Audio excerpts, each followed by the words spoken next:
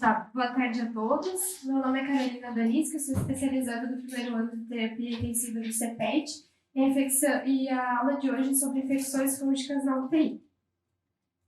Então, qual a importância da gente estudar as infecções fúngicas? Infecção fúngica invasiva está cada vez mais presente no nosso contexto de terapia intensiva. Isso se dá devido à complexidade dos pacientes críticos, à apresentação de sinais e sintomas inespecíficos e a grande mortalidade associadas a essas infecções. Então, tem esse estudo italiano, que é um dos principais estudos de infecções fúngicas em unidade de terapia intensiva. Eles demonstraram uma incidência de 18,9 casos de infecções fúngicas a cada 1.000 admissões em UTI.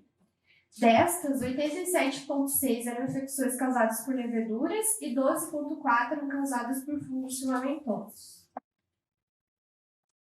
Quais os fatores predisponentes que eles observaram nessas infecções? Em primeiro lugar, então, a presença de catéter intravascular, com 94,3%, seguido de nutrição parenteral, ventilação mecânica, permanência em UTI prolongada, mais de 7 dias, e uso de antibióticos de amplo espectro. Então, as infecções por leveduras são atribuídas principalmente aos fungos do gênero da Cândida, e as infecções de fungos filamentosos, o principal gênero é o Aspergillus. A taxa de mortalidade dos fungos filamentosos, então de aspergilose pulmonar, é maior do que nas infecções por leveduras. Então, entrando especificamente em infecções por Cândida, a Cândida é um fungo leveduriforme, pertence ao gênero Cândida sp e pode tanto colonizar ou infectar o ser humano. Eu coloquei aqui o conceito o guideline de manejo de candidíase e de candidemia em unidade de terapia intensiva da Sociedade Brasileira de Infectologia. Eles viram que a candidemia é a infecção fúngica mais comum no ambiente de terapia intensiva. Acomete 2,5 casos a cada 1.000 admissões em UTIs brasileiros. Então, eles especificaram alguns pontos principais que a gente deve levar em consideração das espécies de Cândida. A Cândida albicans, então, é a mais comumente encontrada nas hemoculturas, e esse fenômeno é explicado pela habilidade desse fungo ter de aderir nos epitélios e mucosas, e também de produzir enzimas, proteases, fosfolipases, e resultando em grande capacidade de invasão tecidual. Já a Cândida parapsilose, ela é isolada em torno de 15 a 30% das candidemias do Brasil, e eu devo pensar sempre em paciente em uso de nutrição parenteral e uso de catéter vascular. Essa espécie é bastante comum que produza biofilmes nesses dispositivos intravasculares. A Cândida tropicalis é uma das espécies mais isoladas em pacientes neutropênicos com neoplasias. A Cândida glabrata, ela está tendo um aumento na incidência no Brasil nos últimos anos, e a Cândida cruzei, que tem uma resistência natural ao fluconazol. Então, sobre a candidemia. O que seria a candidemia? É o crescimento de espécies de cândida em cultura de sangue. Isso se dá, na maioria das vezes, por translocação dessas leveduras que colonizam o trato gastrointestinal, principalmente. Fatores que favorecem essa disseminação, como foi visto anteriormente.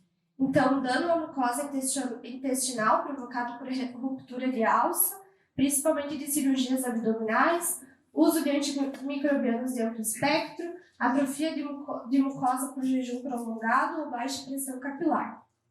Outras situações que favorecem a candidemia: acessos vasculares e formações de biofilmes, catéter intravasculares, catéter de diálise, ou substratos com nutrição parenteral e substâncias glicosadas.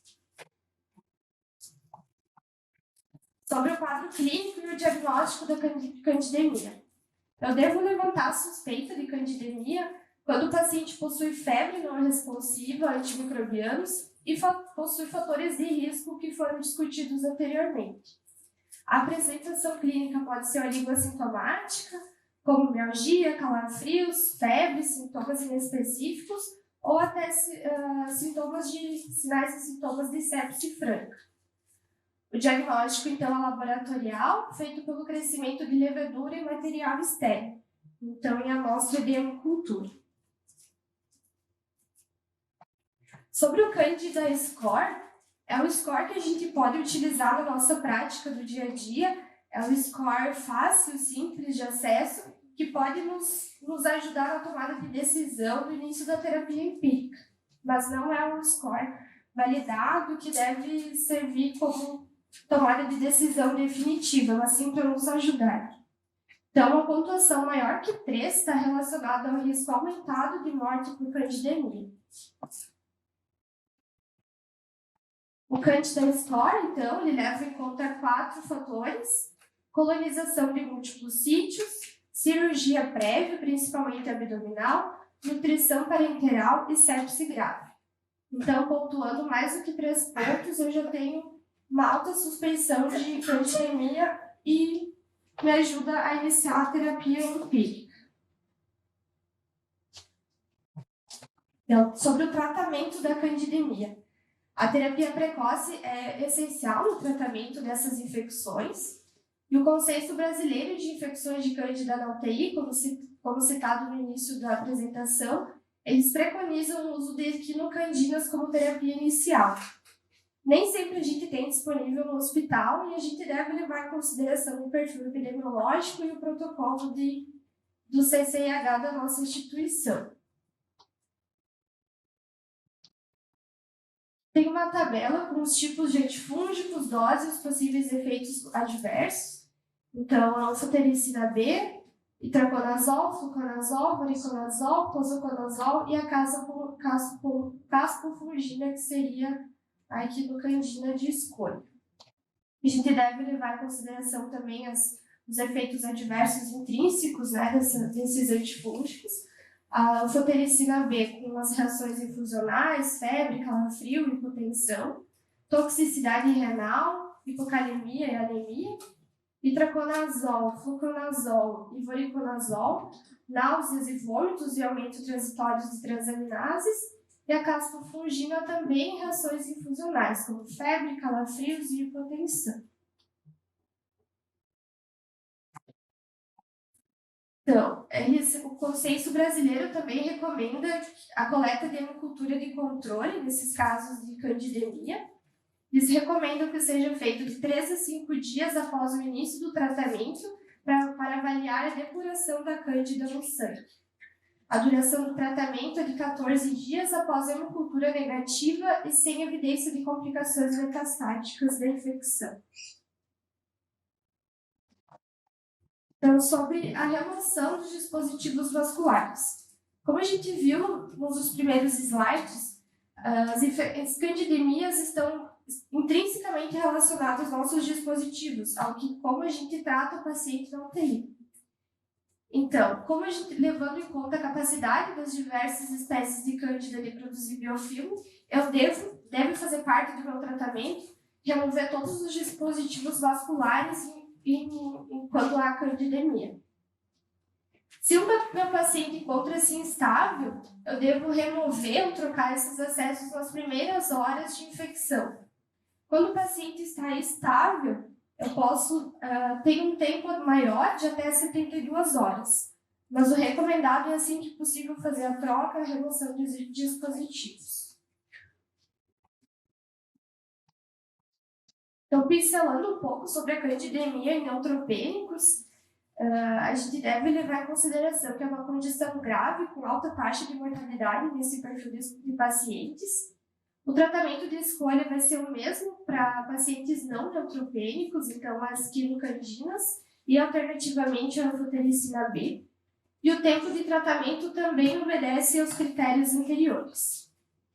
Sobre o tratamento empírico, eu devo instituir apenas quando o paciente neutropênico tiver febre, sem admissão após 4 a 6 dias de uso de antimicrobianos. E também com os fatores de risco associados, como eu havia dito anteriormente. Então, sobre a candidúria, eu devo diferenciar uma colonização para uma candidúria. Nem toda levedura em parcial de urina quer dizer que eu tenho uma infecção de urina causada por uma levedura. Então, a decisão do tratamento deve ser baseada nos fatores de risco para o desenvolvimento dessa infecção. Eu devo pensar que o foco infeccioso do meu paciente encontra-se urinário, né? Pode quando devo ter um fator de risco importante para esse foco séptico. E eu devo remover, assim que possível, a sonda vesical de demora, que pode ser o causador dessa infecção. Candidúria assintomática eu só devo tratar em pacientes neutropênicos e quando submetido a alguma intervenção urológica. Caso contrário, eu não devo tratar uma candidúria assintomática. Então, sobre aspergilose pulmonar invasiva, tem se visto que nos últimos anos as infecções por aspergillus ganharam notoriedade, né, no ambiente de terapia intensiva devido à crescente incidência. Isso se leva em conta os adventos de quimioterápicos, aumento de transplante de órgãos, transplante de células troncos e que permitiram maior sobrevida a esses pacientes suscetíveis a essa infecção. Então, o diagnóstico da aspergilose pulmonar se baseia em amostra pulmonar para histopatologia e cultura, e a maior parte dos pacientes recebe o diagnóstico de infecção provável com positividade de dosagem sérica de galactomannan. Galactomannan é uma proteína, ela está presente na parede celular do aspergillus, e eu faço uma investigação sérica dessa proteína. Exames de imagem também podem me ajudar no diagnóstico de aspergilose pulmonar, principalmente a tomografia de tórax, que vai demonstrar sinal do halo, que é específico da aspergilose pulmonar. Então, aqui eu tenho uma tabela do diagnóstico de aspergillus, né? Então, comprovada biópsia pulmonar, o crescimento de aspergillus em cultura pulmonar, ou aspergilose pulmonar invasiva provável. Devo ter 3 critérios. Então, episódio recente de neutropenia, receptor de transplante, uso prolongado de corticoide, tratamento com imunossupressores, imunodeficiência severa. E também os aspectos tomográficos. Um ou mais nódulos pulmonares bem circunscritos com sinal do halo. E o sinal de crescente do ar que eu já vou demonstrar na imagem. Então, aqui eu tenho uma imagem de tomografia de tórax sugestiva de aspergilose. Eu tenho um infiltrado inespecífico em vidro fosco e o nódulo pulmonar com sinal do halo. Então, eu tenho um nódulo com vidro fosco circunscrito a esse nódulo. E o sinal do crescente do ar é quando eu tenho uma rarefação dentro do nódulo pulmonar, do sinal do halo. Então, esse exame é bastante sugestivo de aspergilose pulmonar. Então, diante do diagnóstico, o tratamento também deve ser instituído o mais precocemente possível, uma vez que o seu atraso vai implicar maior tempo de internação, maior gravidade do doente, e deve ser de 6 semanas de tratamento, um tratamento longo para aspergilose. Então, aqui também tem as doses dos antifúngicos para o tratamento da aspergilose pulmonar. Principalmente, o tratamento deve ser feito com equinocandinas também como primeira escolha. Então, sobre as considerações finais da minha aula, as infecções fúngicas na UTI demonstram um perfil ainda mais grave dos nossos pacientes críticos, né? E essas infecções aumentam significativamente o tempo de internação e a mortalidade dos doentes. Então, a gente deve sempre lembrar de evitar o uso indiscriminado de antibióticos e deve sempre, todos os dias, a gente questionar o uso de dispositivos intravasculares, se eu posso remover, se eu devo trocar os dispositivos, se eu devo trocar a sonda. Porque é isso que é esse o meu cuidado que vai fazer eu não ter essas infecções fúngicas do meu paciente dentro da UTI. Damos minhas referências. Isso. Bom. Obrigado. Perguntas, Guilherme?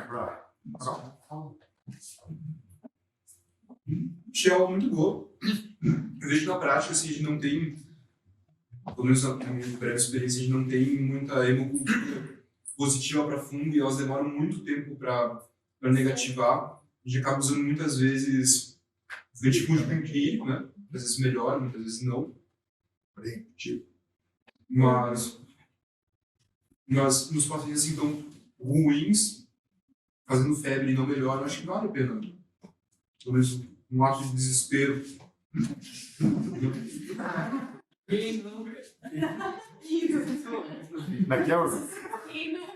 Quem nunca passou por isso? Porque às vezes o paciente já está com todos os antibióticos possíveis, te cobre tudo que é possível, e mesmo assim o paciente ainda não melhora. E é que eu nunca tinha visto o Candida score. Naquela época que eu peguei o ACIR, ele já tinha vindo com a suspeita, né? Mas ele tinha todos os retornos. Ele tinha, tipo, só todos, assim. E mesmo assim não queriam começar o antifúngico pra ele, porque achavam que não era. E realmente, tipo, a cultura dele demorou muito tempo pra sair. A cultura dele saiu, veio com candidemia mesmo, mas tipo, um dia dele morrer. Aí tá, a gente começou o antifúngico, mas tipo, já poderia ter começado muito tempo antes. Mas é o que a Carol falou, né? Não é um score validado, nem nada do tipo. Então, às vezes, é acabado sendo deixado de lado. Mas eu acho que ajudaria bastante a gente, sim, tomar decisão a partir dele.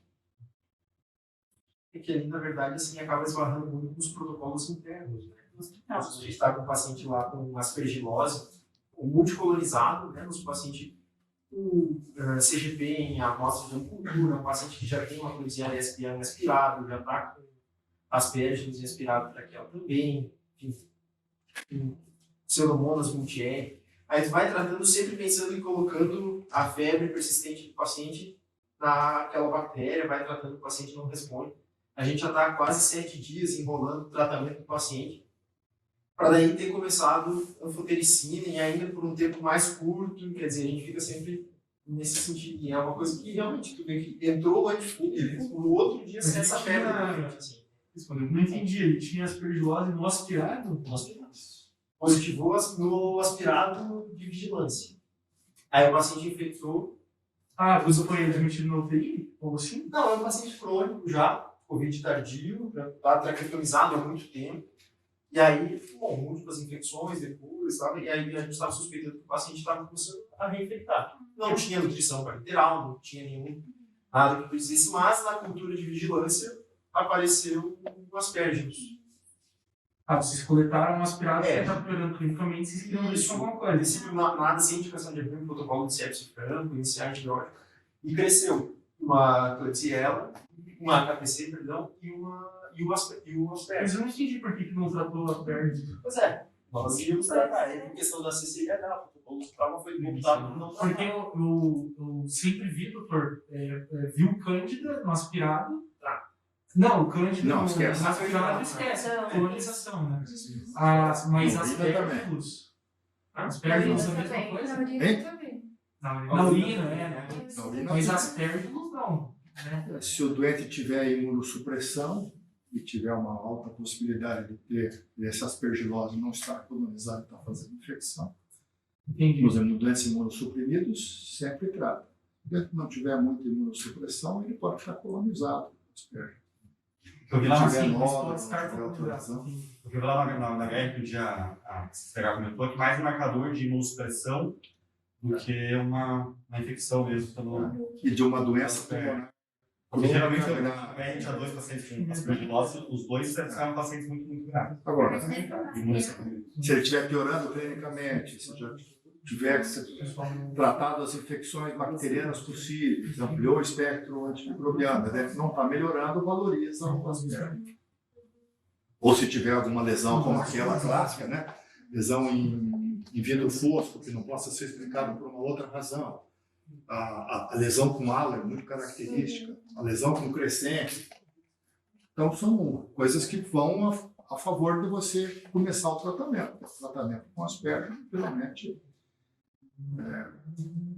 6 semanas. Não sei se é pela falta também. Lá no REC tinha falta de voriconazol. Mas não é assim, encontrou trato. Sim, sim. Encontrou trato, se o dente for neutropênico, obviamente, da quimioterapia, esses dentes, você não corre nenhum risco, zero. Mas os nossos doentes da unidade de terapia intensiva, de modo geral, são doentes crônicos, suprimidos pela própria doença, ele pode ter, eventualmente, asperges, sem que aquilo esteja invasivo. Entendi. A única questão que, por exemplo, assim, o paciente tendo essa cultura positiva, né, ele evolui com uma piora clínica do provável foco pulmonar, tem outras bactérias prominentes. Eu, inicialmente, deveria tratar ele conjuntamente com o antibiótico, por exemplo, direcionado para a bactéria multiresistente ou não? Por exemplo, porque a escolha terapêutica foi, vamos tratar a KPC, se ele não melhorar, a gente associa o tratamento com Me parece lógico você fazer desse jeito. Você não tem uma aspergilose aguda. Mesmo candidemia não é assim, piorou subitamente de um dia para o outro. A gente tinha coletado essas culturas de vigilância porque ele vinha piorando. E daí tinha aspergilose. Tinha aspergilose nessa cultura de E vigilância. ele vinha piorando lentamente. Isso, já vinha. Eu trataria como se fosse uma aspergilose pulmonar. Que era Invasiva. Isso daí que a gente agora ficou em 7 dias e nós ainda não acertamos o antibiótico para o paciente. Continua. Mas aí vocês aumentaram o aspecto do antibiótico e começaram. Isso. Mas o KPC já estava coberto. Ele não estava melhorando. Eu dou 14 dias hoje, isso já. Dá umas 48 horas para ele com tratamento pelo KPC. E ele não melhora? Mantinha febre. Mantinha febre, não tinha piora clínica.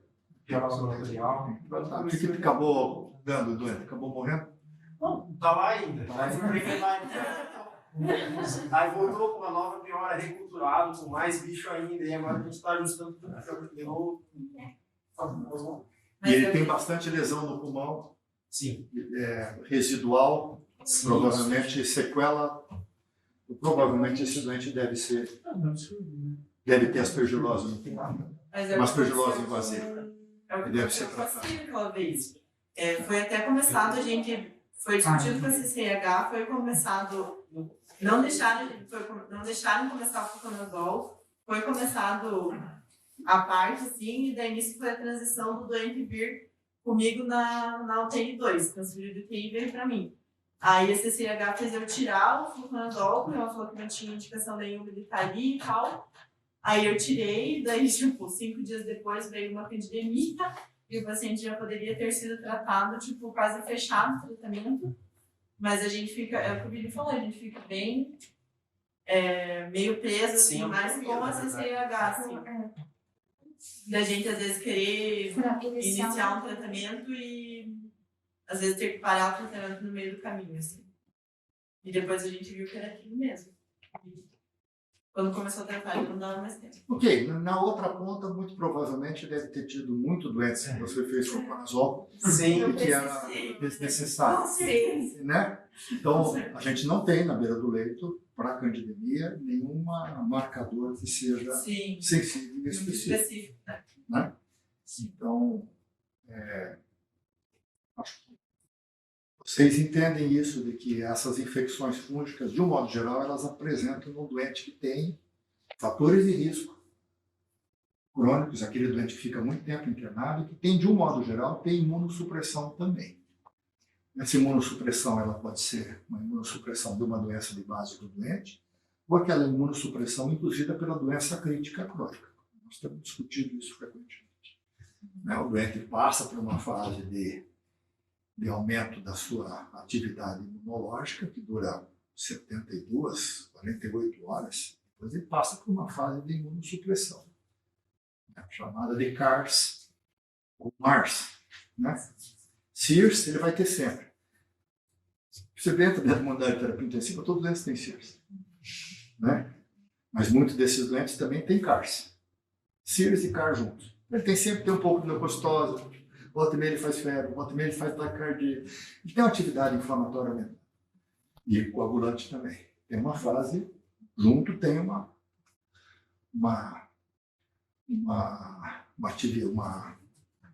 CARS,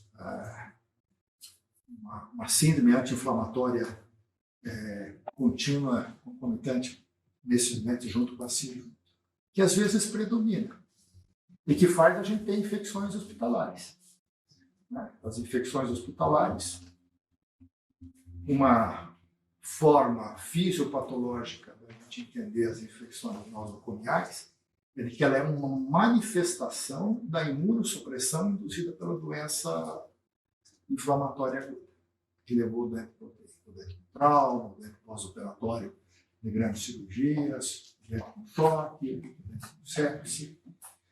Ele faz infecção nosocomial pelas bactérias que estão lá. Nós entramos em contato com as cândidas. Sim. Mas a gente não faz infecção. O doente não está imunossuprimido, não faz. Ela é uma manifestação de imunossupressão. De um modo geral, as doenças mais agudas são bacterianas.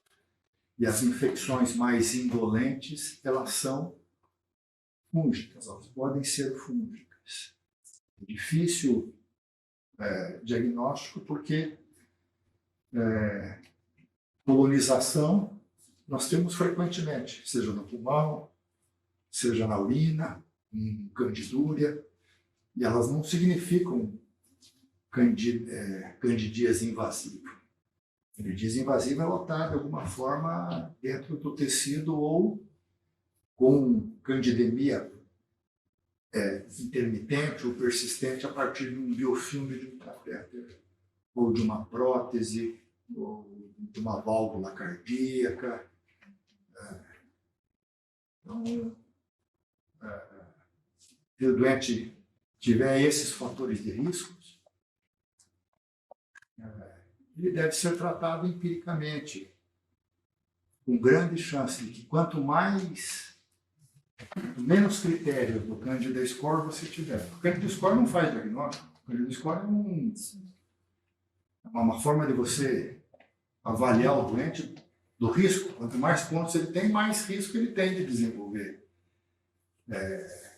candidíase invasiva. Quanto menos score, menos risco. Não significa que quem tem score baixo não tem, que quem tem score alto tem. Quantos doentes vocês não veem com sepse, com nutrição parenteral, com cirurgia? Porque não tem. Vocês estão vendo isso toda hora. Quer dizer, a maior parte dos doentes não tem. Você tem que acrescentar o Candida Score naquele doente que tem CIRS, que já tem vários dias de internamento, já fez múltiplos usos de antibiótico, que você já fez cefalosporina de terceira geração ou quarta geração? Já fez o meropenem, ou eventualmente a polimixina, o torgena, e ele não resultou. Porque a cândida não é assim. Doente interna, no quarto dia ele faz febre e ele tem candidemia. Pode ter isso, você vai encontrar um ou outro. A grande questão, por exemplo, é exatamente nesse exemplo, assim, a gente está vendo uma leva muito grande para pacientes críticos crônicos. Isso. Aí o paciente, assim, não tem, às vezes, em algum chega o paciente, tu vê que ele está evoluindo já com disfunção orgânica, o sopro está aumentando, abre o protocolo de sepsis, esse paciente não positiva cultura nenhuma, ou germes de colonização, sem cândida, se valeria a pena já no esquema inicial, o paciente já teve Não, sepsis. Já no esquema inicial fazer um antifúngico, não. Não, porque você daí vai estar fazendo antifúngico para muita gente que não precisa. E como ela é uma doença que ela não é aguda, ela não é assim, ela te dá um tempo de você poder tratar lá na frente. E se a cobertura não respondeu, aí valeria talvez a pena, o paciente amplo espectro, sem cultura positiva, associar então com uma terceira cobertura se o paciente não estiver respondendo. Perfeito. Em 1987, eu tinha 5 anos de formado. Não conhecia doente crítico. Não tinha formação para fazer medicina intensiva aqui. E aí a gente abriu a UTI aqui. Naquela época era coisa de, assim, quem é que quer cuidar da unidade de terapia intensiva? Eu me montei aqui. Eu preciso aprender medicina intensiva. Aprender com livro aqui. Vou passar um tempo lá no Einstein, que era a principal unidade de terapia intensiva que tinha no Brasil. Eu peguei as minhas coisas e fiquei por 3 meses no Einstein lá acompanhando o vídeo. O Elias me deixou. E eu já fiquei embasbacado, assim, no primeiro dia. Os caras começavam assim, durante internou, Kefazol para todo mundo. Você foi a primeira geração. Não melhorava, acrescentava gentamicina. Não melhorava, mefoxina. 48 horas depois. Não melhorava, anfotericina B para todo mundo.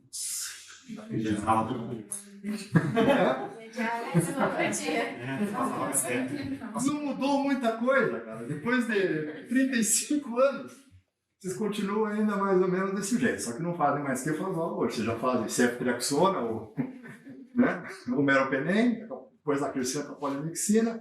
48 horas depois, se tiver fator de risco, pode ser cândida. Acrescenta o conazol, vai depender da epidemiologia. Né? A maior parte é cândida SP, cândida albicans. O fluconazol resolve 70%, 80% das candidíases invasivas. É um doente muito grave, você não quer correr risco. Volta e meia você tem uma cruz, eu tenho uma glabraco. Geralmente são mais resistentes ao fluconazol, a cruz é sempre, né? E quinocandina. Hoje a quinocandina é muito barata. Lá atrás, a gente ficava discutindo, doente, vai para quinocandina, que custava 300, 400 reais um frasquinho. Hoje custa 15 reais o recal. Ninguém hoje reclama. Não há glosas. Ficou meio sem graça a gente tratar a infecção fúrica. Complicou, você faz quinocandina. Tem em todos os lugares, não é possível ter algum hospital que não tenha Calta hoje.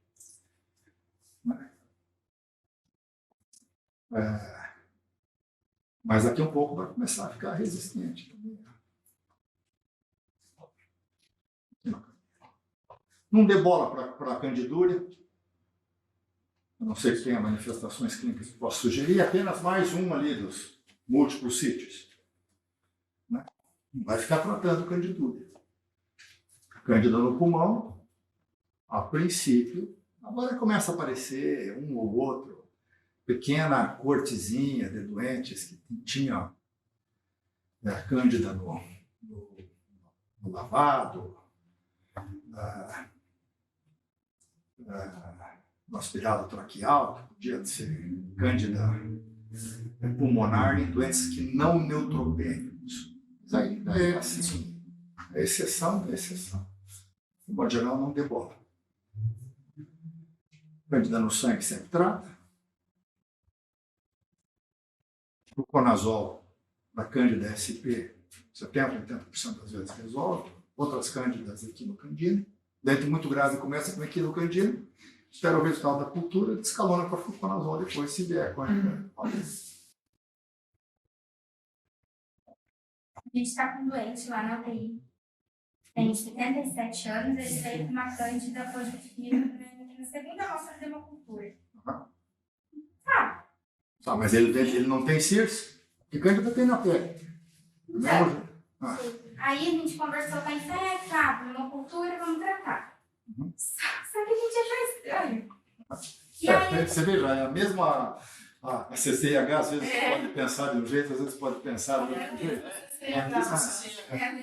Não, mas é na hemocultura. Mas se não tem CIRS, ele não está pior, não tem grandes fatores de risco, uma amostra de hemocultura, esquece.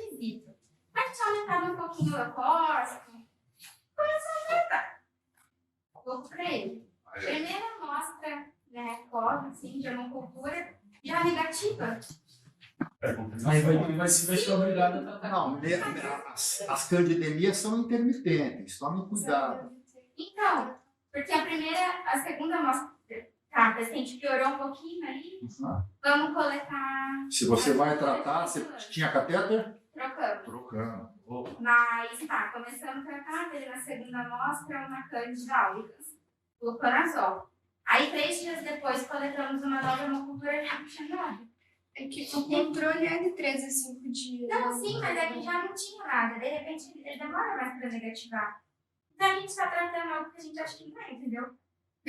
Vai ficar 14 dias. Está faltando um coordenador subir em cima da mesa e tirar fora esse conazol. Está me parecendo um doente que não tem. Teve uma contaminação.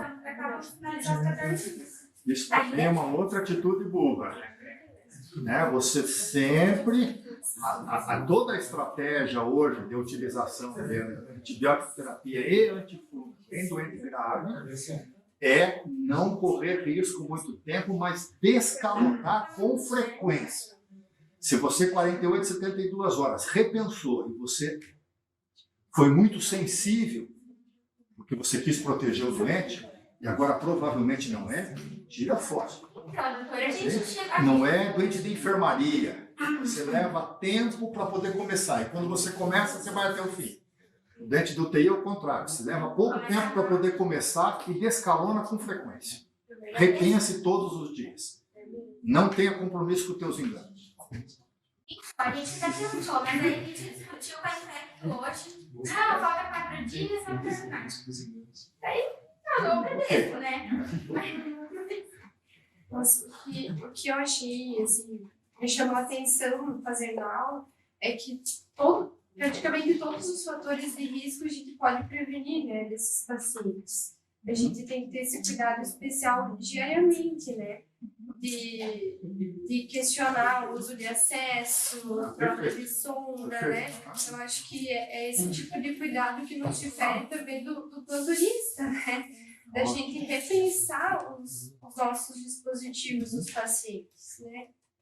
Acho que essa é a mensagem mais importante da aula. E questionar sempre, né? Por que o paciente está invadido ainda, por que o paciente está sedado, né? Tirar a sedação o mais rápido possível, destubar, utilizar o menos tempo possível do uso de antibiótico. Senão nós estamos fazendo a estratégia de 1987, repetidas vezes e nunca para. São Bem lembrado. que, assim, são malefícios que a gente causa, que a gente pode trazer para o paciente, né? Que a gente deve ter um cuidado diário. E aquela medicina de checar, né? Uma medicina beira-leito de checagem todos os dias. E retirar esses fatores de risco. É isso que faz com que o doente, uma boa parte dos doentes, você consiga prevenir a evolução para uma doença crítica crônica e uma imunossupressão e a manutenção dos fatores de risco. Tudo bem.